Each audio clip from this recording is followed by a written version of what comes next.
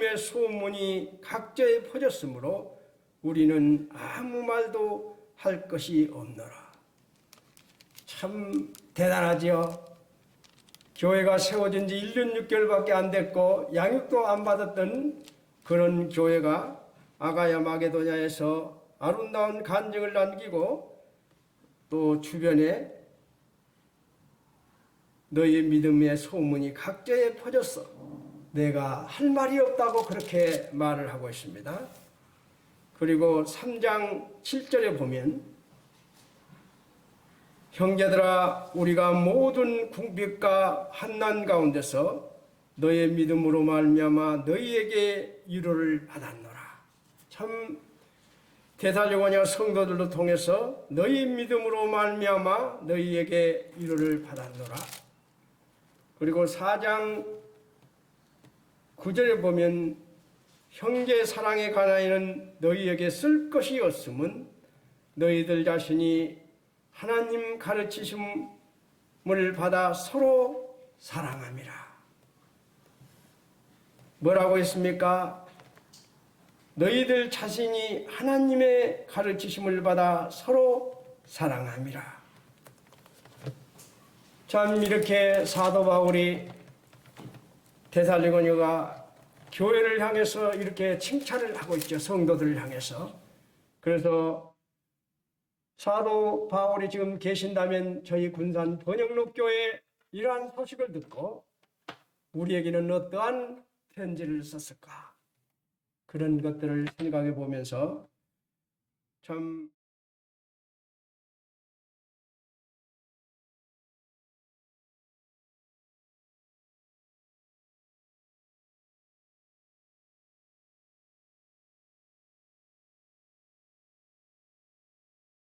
교회 파견에서 데살로니가 교회 성도들의 신앙의 그런 좋은 소식들을 들었을 때 참 사도 바울은 이런 좋은 칭찬을 하고 있죠. 너희들로 인해서 위로를 받았다고, 너희들의 사랑을 칭찬하고 있는 그러한 모습들을 볼 때 저희들에게 많은 것을 생각해 갑니다. 사도 바울이 이렇게 고린도로 온 교회가 복음 전파를 하고 있을 때 디모데가 그때 다시 고린도로 돌아오죠.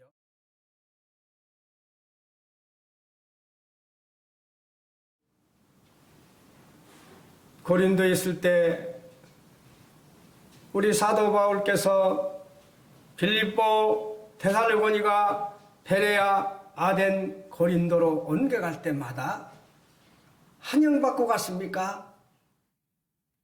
간 곳마다 감옥에 들어가야 했고 폭동이 일어났고 주변 사람들에게 정말 그런 어려움을 당하면서도 사도 바울은 끝까지 복음을 전가하죠. 저는 저에게 물었어요. 너는 지금까지 신앙생활을 하면서 얼마나 너는 이런 일을 당해보았느냐고 나에게 물었을 때 참 나는 할 말이 없더라고요. 그러면서 이 말씀을 준비하면서도 참 많은 부끄러움이 있었습니다. 사도 바울은 데살로니가 성도들에게 믿음과 사랑과 소망을 칭찬하면서 환난 가운데서도 믿음의 본을 보인 것을 격려하기 위해서 본서를 기록하지요. 데살로니가 교회에는 이러한 긍정적인 측면만 있는 것이 아니었지요. 그리스도의 재림과 종말이 있을 일에 대한 그릇된 이해로 주의 재림 시에 이미 죽은 성도가 어떻게 되는가에 대해서 그리고 여러 가지 혼란스러운 일이 있었습니다. 왜 그랬습니까? 사도 바울이 데살로니가 성도들에게 전도하고 양육을 하고 떠나와야 되는데 전도만 하고 양육은 하지 못했습니다. 왜요? 거기서 데살로니가 유대인들에서 폭동이 일어남으로 인해서 베레아로 쫓겨가 버렸죠. 도망갔습니다. 그래서 양육을 할 수가 없었어요. 그래서 이제 성도들이 재림과 종말이 있을 때 그릇된 예로 재림에서 죽은 자들이 성도가 어떻게 되는가에 대해서 혼란스러움이 있었습니다. 그래서 사도 바울은 이러한 격려를 하면서 데살로니가에 이런 편지를 써서 디모데에게 보내죠. 죽은 성도 역시 그리스도의 재림 때 부활하여 그리스도의 영광에 동참함을 교훈하고 있죠. 데살로니가 전서 4장 13절부터 18절까지 제가 읽지는 않겠습니다마는 그리스도 안에서 죽은 자들이 먼저 일어나고 그 후에 우리 살아남은 자들도 그들과 함께 구름 속으로 끌어올려 공중에서 주를 영접하게 하리니 그리하여 우리가 항상 주와 함께 있으리라. 혼란스러운 데살로니가 교회 성도들에게 죽은 자들이 뭐라고요? 먼저 일어나고 그 후에 우리는 어떻게 된다겠습니까? 우리는 휴거가 된다고 말하고 있습니다. 저희 몸무게가 지금 한 73, 4kg 나가는데 이런 몸무게가 하늘로 올라간다는 말입니다. 우리가 보면 우리의 상식으로는 이해가 안 되죠. 그러나 성경 말씀에서는 분명히 휴거가 된다고 이야기하고 있습니다. 저도 어떤 방법으로 올라갈지는 상상만 할지 모릅니다. 그러나 우리 자석, 국민학교 학생들 배울 때 자석으로 이런 데다 딱 목 같은 거 잔잔은 못 놔둬도 모래 섞고 나서 싹 이렇게 하면 붙어버리죠. 그런 것처럼 우리도 순식간에 호련히 변화해서 휴거될 것을 말하고 있습니다.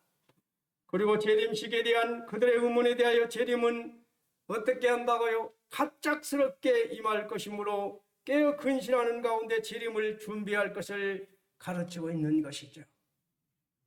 재림이 갑작스럽게 온다는 것입니다. 데살로니가 전서 5장 1절부터 11절까지가 이렇게 나오는데 제가 다 읽으면 또 시간이 그래서 5장 1절부터 11절까지 성도들이 한번 읽어보시길 바랍니다. 주의 날이 밤이 도둑같이 이를 줄을 너희 자신이 자세히 알기 때문이라. 우리도 지금 휴거가 된다는 것, 주님이 오신다는 재림을 다 알고 있죠. 모르는 사람 아무도 없습니다. 다 알고 있습니다. 그들이 편안하다 안전하다 할 그때 임신한 여자에게 해산이 고통이 이른과 같이 멸망이 갑자기 그들에게 이르리니 결코 피하지 못하리라. 재림이 갑작스럽게 올 것을 우리에게 말하고 있습니다. 임신한 여자가 보통 10달 후에 예정일로부터 며칠 상간에 다 틀리지요. 그 정도만 왔다 갔다 하지요. 주님이 오신다고 한 때가 지금 임박했습니다.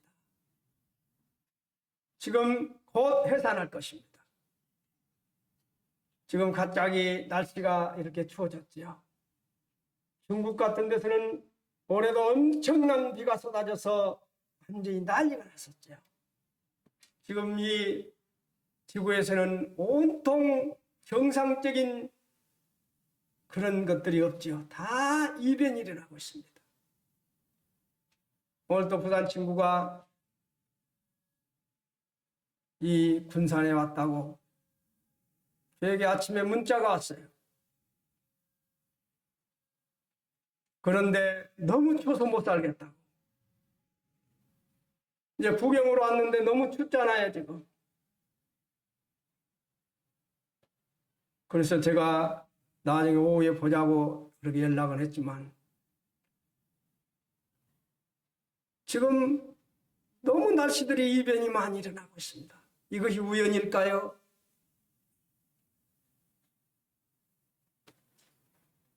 재림을 기다리는 신앙인으로서 마땅히 실제 생활에 있어서 추구해야 할 바에 대한 교훈을 주기 위해서 데살로니가 전서 5장 12절부터 22절까지를 기록하고 있죠.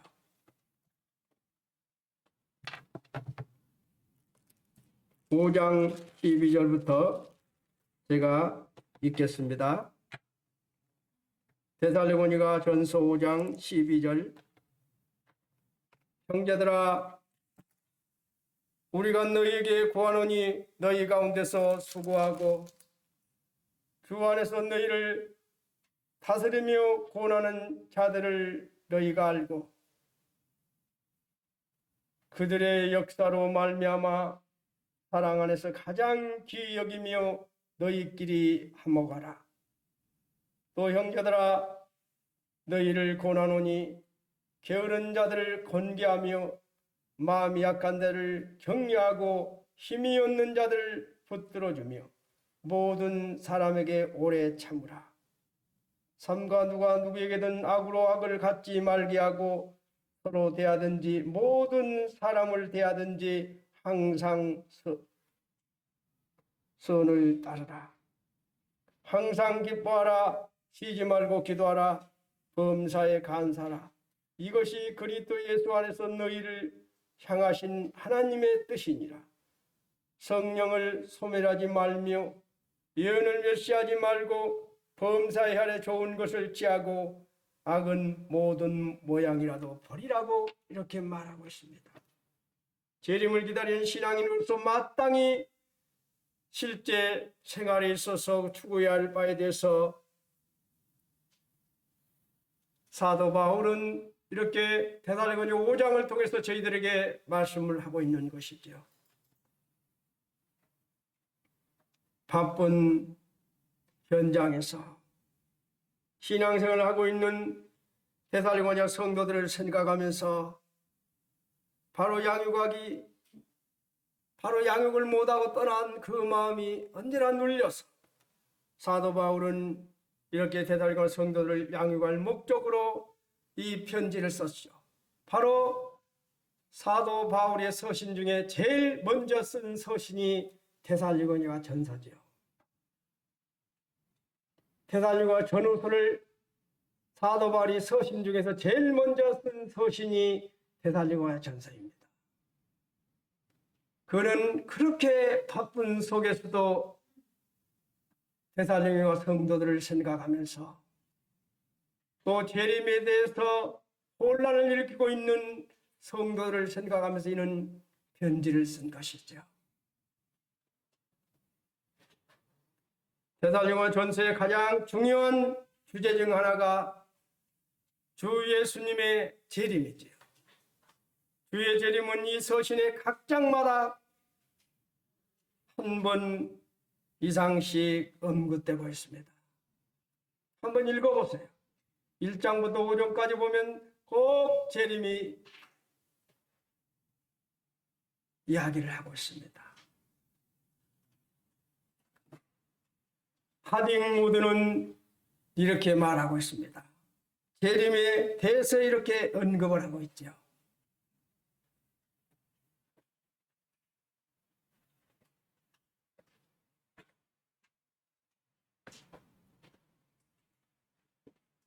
주 예수님의 재림을 기다리고 있는 그리스도인들은 이런 것을 가져서는 안 된다고 하딩우드는 이야기하고 있어요. 어떤 것을 가져서는 안 된다고 하는지 오늘 말씀을 드리고자 합니다. 자기 마음속에 우상을 가져서는 안 된다고 말하고 있습니다. 자기 우상을 가져서는 안 된다고 말하고 있습니다.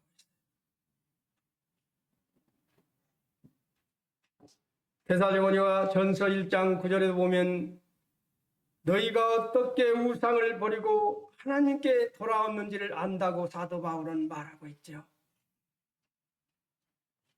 우상을 버리고 하나님께 돌아와서 살아계신 하나님을 신으로 섬기는 데살로니가 성도들의 모습을 볼 수 있는 것이죠. 마음속에 우상을 가져서는 안 된다는 것입니다. 성도님들 마음속에 혹시라도 어떤 우상이 있습니까? 하나님보다 앞선 것이 있다면 바로 그것이 우상인 것이죠. 제가 자세하게 설명을 하지 않겠습니다. 자기 마음속에 우상을 가져서는 안 된다는 것입니다. 그리고 두 번째는 봉사의 게으름을 가져서는 안 된다는 것이죠. 성도가 봉사의 게으름을 가져서는 안 된다는 것입니다. 데살로니가 2장 9절에 보면 각각 한 장에서 다 나오고 있습니다. 방금 자기 마음속에 우상을 가져서는 안 된다는 것은 데살로니가 1장 9절의 말씀이며, 봉사의 게으름을 가져서는 안 된다는 그 말씀은 데살로니가 2장 9절의 말씀을 전하고자 합니다. 형제들아, 우리의 수고와 애쓴 것을 너희가 기억하리니 너희 아무에게도 폐를 끼치지 아니하려고 밤낮으로 일하면서 너희에게 하나님의 복음을 전했다고 사도 바울은 이렇게 고백하고 있습니다. 뭐라고요? 아무에게도 폐를 끼치지 아니하려고 밤낮으로 일하면서 하나님의 복음을 전했다. 가는 곳마다 환영받는 것이 아니었지만, 감옥에 들어갔지만, 폭동이 일어났지만, 주변에 환영을 받지 못했지만, 사도 바울은 이렇게 밤낮을 일하면서 하나님의 복음을 전했다고 말합니다. 그리고 이는 주변의 어려운 교회들을 위해서 기도하면서 봉사했던 것을 보게 됐죠. 봉사의 게으름을 가져서는 안 된다는 것을 말하고 있습니다. 그리고 세 번째는 하딩우드는 이렇게 말합니다. 교제의 분열을 가져서는 안 된다고요. 얼마나 교제가 중요합니까? 바로 교만이 들어오면 분열이 일어나는 것이죠. 교회에 교만이 들어왔을 때 꼭 분열이 일어났죠. 왜요? 정말 아버지 하나님 말씀 안에서 순종하고 또 말씀 안에서 복종하는 삶을 살 때 교만은 없는 것이죠. 교만이 들어왔을 때 꼭 교회 분열이 일어나게 됩니다. 그리고 뜨거운 교제들이 없을 때 분열이 일어나게 되는 것이죠. 참 이 강단에서 어느 교회를 말하기는 부끄럽지만 강교회 모 교회가 그래도 강교회에서는 제법 큰 교회였죠. 얼마 전에 분가한 지가 얼마 안 돼 공문이 왔었습니다. 그래서 상무 쪽으로 나갔어요. 또 일부가 남아 있었습니다.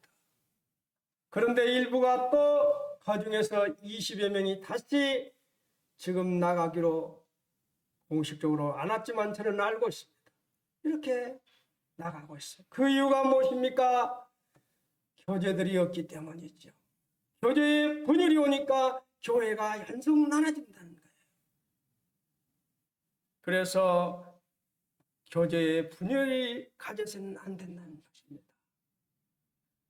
데살로니가 전서 3장 12절 13절에 보면 이렇게 말합니다.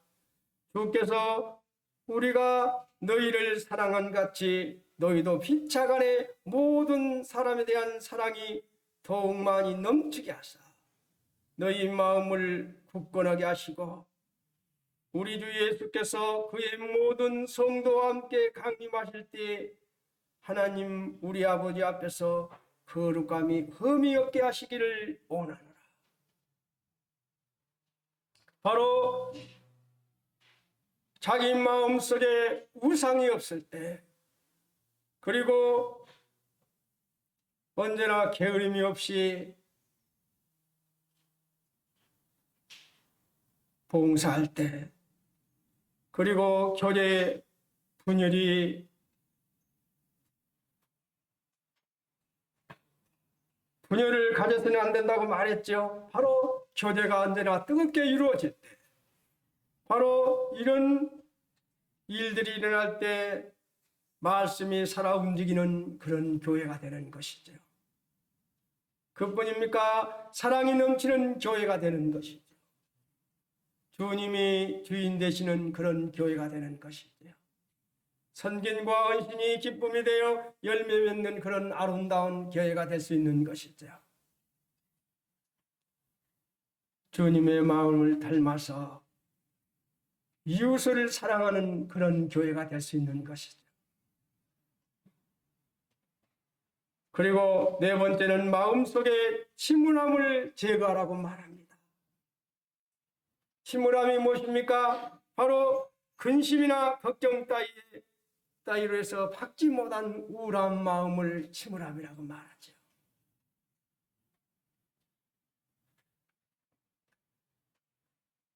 전번에 2년 전인가요? 전주 기린록교에서 장로들 모임이 있었어요. 그때 우리나라에서 좀 유명한 정신과 그런 의사 선생님을 모시고 와서 우울증, 그런 조울증 여러 가지 그런 것에 대해서 강의를 하는 시간이 있었습니다. 그분이 저희들에게 그런 이야기를 했어요.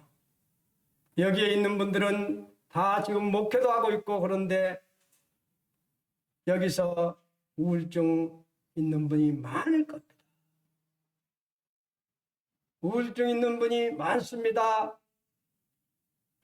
그 아는 척에도 우울증 있는 분이 많아요. 특히 사모님들은 더 우울증이 많을 겁니다. 그런 이야기를 들었어요. 그러면서 우울증이 얼마나 무서운 것인지를 말해줬어요. 바로 마음속에 침울함을 제거하라는 것입니다. 바로 침울함은 근심이나 걱정 따위로 박지 못한 우울한 마음을 침울함이라고 말하죠. 바로 이런 침울함이 있을 때, 마음에 침울함이 있을 때 제일 좋아하는 것이 누굽니까? 누구지요? 마귀지요. 사탄입니다. 침울함이 있을 때 제일 좋아서 춤추는 사람이 사탄이라는 거예요. 사탄이 역사하기 때문입니다. 사도 바울은 몇 번이고 데살로니가 교회가 가고자 애썼지만 사탄이 이 길을 막았다고 말을 하고 있죠. 그리고 우리 주님께서도 친히 하나님의 구원의 역사를 방해하려는 사탄의 계계가 극심함을 우리에게 가르쳐주고 있습니다. 침울함이 있을 때 사탄은 가만히 있지 않는다. 꼭 그 사람을 공략한다는 것입니다. 그래서 우리는 밖에 살아야 하는 거예요. 그래서 성경 말씀에 뭐라고 합니까? 기뻐하라. 항상 기뻐하라는 거예요. 우리가 항상 기뻐할 수가 있습니까? 기뻐할 수 없어요. 그러나 아버지 하나님의 뜻이니라 하면서 항상 기뻐하라고 하는 것입니다. 왜요? 침울함을 없애기 위해서 그런 것이죠. 왜요? 그렇게 해야만이 마귀가 틈을 타지 못하기 때문이죠. 침울함이 있을 때 마귀가 틈을 탄다는 것입니다. 침울함이 있을 때 사탄은 춤을 추면서 역사합니다. 그 사람 속에 들어갑니다. 그래서 연서 분열을 조장합니다. 교회를 역사하지 못하게 합니다. 성도들 간에 그러한 교제들을 이상한 방법을 통해서 교제를 못하게 만들어가지요. 저는 전국적으로 몇몇 교회들을 매일 기도하면서 그 교회들을 보고 있어요. 한 번 그 휘말리니까 5년을 가더란 말입니다. 5년을. 부산 같은 모교회는 5년이 가고 있어요. 한 번 휘말리니까.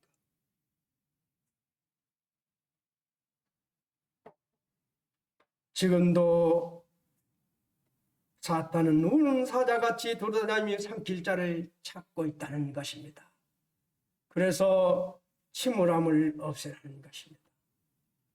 바로 사탄은 미혹과 환난으로 하나님을 배반케 한다는 것이죠. 사탄은 기쁨에 들던 자들을 또 공격합니다.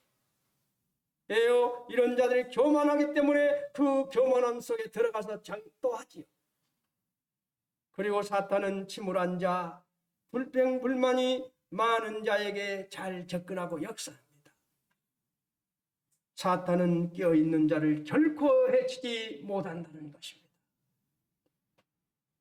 사탄의 목적은 우리를 하나님으로부터 떼어놓으려는 것임을 우리는 잊지 말아야 합니다.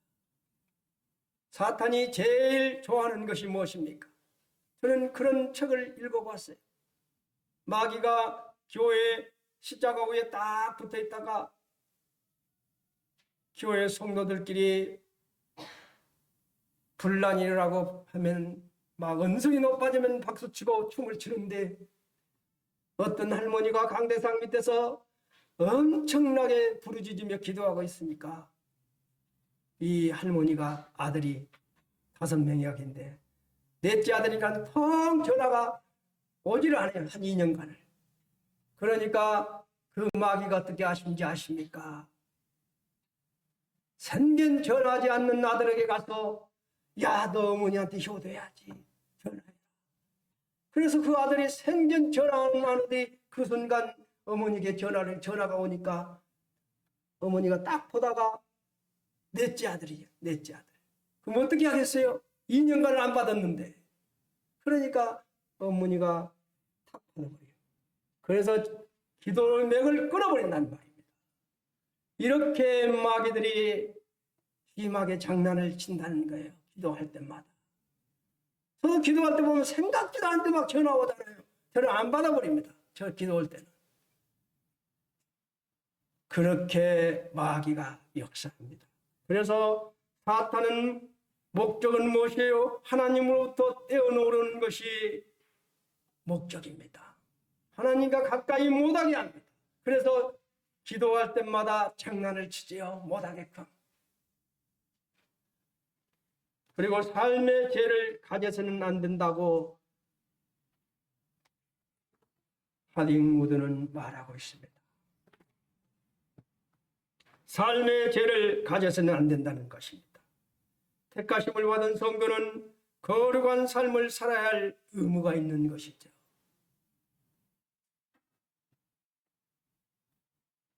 평강의 하나님이 친히 너희를 온전히 거룩게 하시고 또 너희의 온 영과 혼과 몸이 우리 주 예수 그리스도께서 강림하실 때 흠없게 보존되기를 원하노라.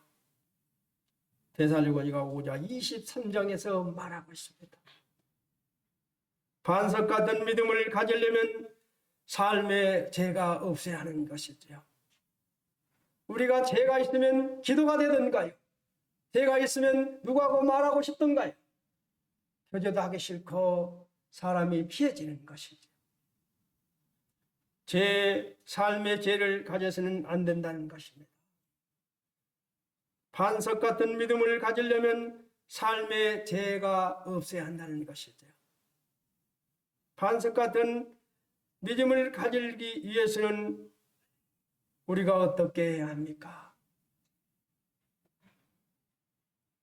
우리가 반석 같은 믿음을 가져야 할 이유가 무엇입니까?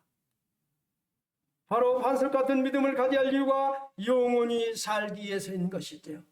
우리는 이 땅에서 죽으면 어떻게 합니까? 그냥 끝납니까? 영원히 살지. 오늘도 don영이가 요한복음 5장 24절을 읽었지요. 우리는 어떻게 합니까? 생명책에 기록되어서 영원히 사는 자들이죠. 죄악을 이기기 위해서인 것이지요.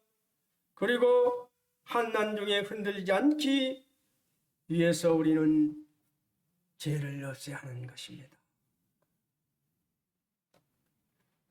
데살로니가 전서의 중요한 주제는 주 예수님의 재림이라고 말씀드렸습니다. 바로 하딩우드는 재림을 기다리는 자들은 자기 마음속의 우상을 제거하라고 말합니다. 그리고 봉사에 게으름이 없어야 한다고 말합니다. 교제의 분열을 가져서는 안 된다고 말합니다. 그리고 마음속의 침울함을 제거하라고 말합니다. 삶의 죄를 가져서는 안 된다고 말을 하지요.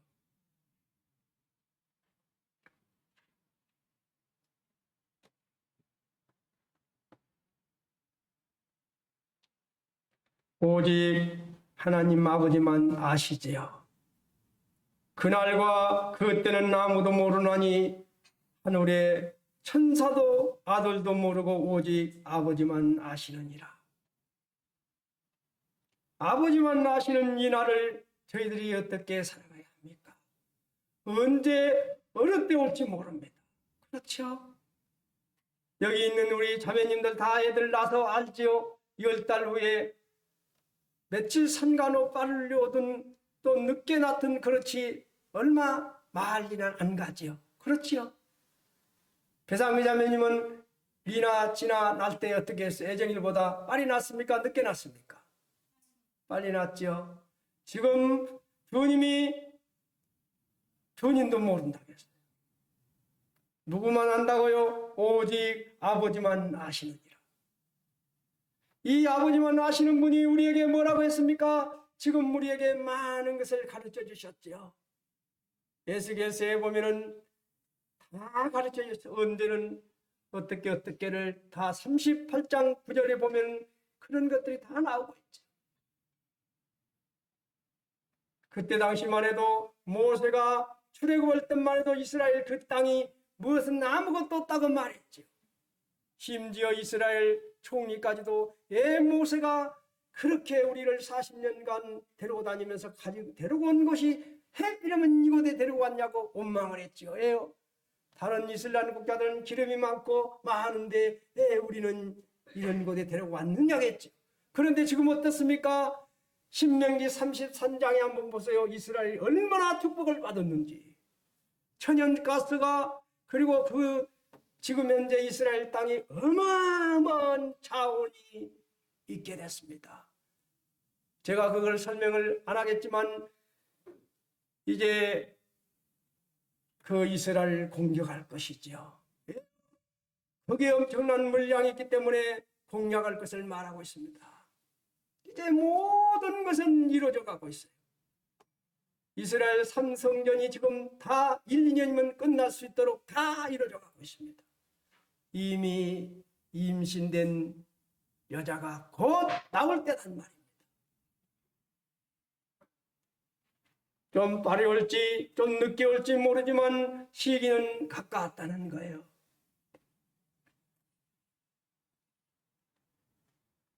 사도 바울은 재림을 기다리면서 우리에게 이렇게 살라고 말합니다. 어떻게 살라고요? 택하심을 받은 성도는 거룩함을 살아야 한다는 것입니다. 그리고 믿음의 역사와 사랑의 수고와 소망의 인내를 갖는 삶을 살아야 된다고 말씀하고 있지요. 그리고 그리스도의 지체된 성도들은 상호 이루어하는 삶을 살아야 한다고 말하고 있어요. 서로 상호 이루어하는 삶을 살아야 하는 것입니다. 이번에 저는 좀 감사함이 있었어요. 이번에 우리 안정진 자매 때문에 우리 교회가 많이 기도하고 있지요. 안정진 자매님이 저녁에 집에 있을 때 어떤 자매님은 연속 가서 기도하러 가고 어떤 분은 반찬에 가고 어떤 분은 철밥에서 가고 어떤 분은 전복죽을 써갖고 가고 그런 소식들을 낱낱이 들을 때마다 너무나 감사함이 있었습니다. 서로가 돌아보는 그러한 것들을 벌써 위로가 되었지요. 저도 집사람이 입원해 있을 때 어떤 자매님이 바쁜 자매님인데 연속 저에게 반찬을 갖다 준 자매님이 있었습니다. 어떤 형제님은 제가 밥을 혼자 먹는다고 저녁마당 나오라고 해서 같이 밥을 먹어주는 형제님들이 있었을 거예요. 그러한 위로가 얼마나 위로가 되는지 모르는 것이죠. 바로 그리스도의 지체된 성도들은 상호 위로하는 삶을 살아야 하는 거예요. 어떤 형제님은 저희 집사람이 만약에 못 일어나면 내가 밥 한 번도 못했으니까 형님이 이제 밥을 해 먹어야 된다고 이만치 프린트를 뽑아가서 밥은 어떻게 하는 것이며 반찬은 어떻게 하는 것이며 국은 어떻게 끓인다고 다 해갖고 와서 갖고 온 형제도 있었습니다. 그리스도의 지체된 성도들은 상호 이루어하는 삶을 살아야 하는 것이지요. 사도 바울같이 그리스도의 지체된 성도들은 서로가 서로에 대하여 사랑을 베풀며 이루어야 하는 것입니다. 사도 바울은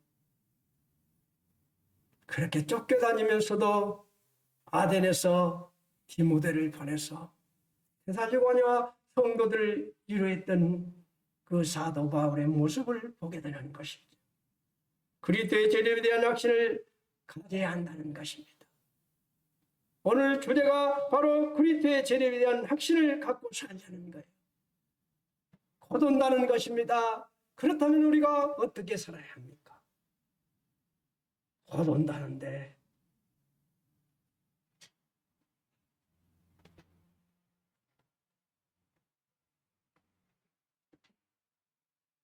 그들이 편안하다 안전하다 할 그때 임신한 여자에게 해산의 고통이 이른과 같이 멸망이 갑자기 그들에게 이르리니 결코 피하지 못하리라.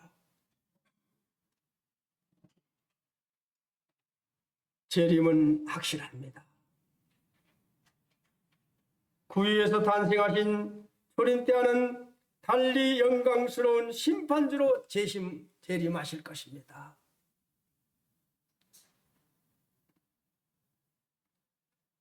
성도들은 언제 이런 일이 일어날지 모르기 때문에 깨있어야 한다고 데살로니가 전서에서 사도 바울 그 믿음의 선배는 우리에게 이렇게 장미의 편지를 보내고 있습니다.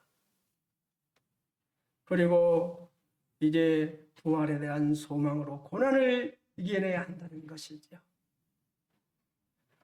저는 이제 이 말씀만 드리고 마치고자 합니다. 주님을 기다리는 재림을 기다리는 우리는 택하심을 받은 성도는 거룩한 삶을 살아야 한다는 것이며 믿음의 역사와 사랑의 수고와 소망의 인내를 갖는 삶을 살아야 한다는 것이며 그리스도에 지체된 성도들은 상호 위로하는 삶을 살아야 하는 것이죠. 그리고 그리스도의 재림에 대한 확신을 가져야 하는 것입니다. 부활에 대한 소망으로 고난을 이겨내야 하는 것이죠. 우리가 부활장이 어디입니까? 고린도전서 15장이죠. 어려울 때마다 힘들 때마다 부활장을 생각하면서 이겨내야 하는 것이죠. 우리가 잘 아는 서머나 교회가 얼마나 한난과 고난을 이긴 교회입니다. 서머나 그 지역은 지금 스페인이죠. 로마 황제로부터 귀족으로부터 인정을 받는 지역이 바로 서머나 지역이었어요. 그러한 지역에서 그렇게 아버지 하나님께 영광을 올려드리며 예배드리는 삶을 산다는 것은 목숨을 거는 삶이었습니다. 그런데 서머나 교회 성도들은 어떤 난관과 고난 속에서도 이겨냈습니다. 우리가 살아가면서 서머나 교회 성도들보다 힘들까요? 그게 아니지요. 바로 부활에 대한 소망으로 고난을 이겨내는 우리 군산 번영로 교회 성도들이 되었으면 합니다. 아까 제일 처음에 읽어졌던 그러한 기절들 같이 우리도 우리 사도 바울 믿음의 선불에부터 너희 믿음으로 말미암아 너희에게 위로를 받았노라. 형제 사랑의 가나이는 너희에게 쓸 것이 없음은 너희들 자신이 하나님의 가르침을 받아 서로 사랑합니다. 이러한 말을 들을 수 있는 군산 번영로 교회가 되었으면 합니다. 이상으로 마치겠습니다.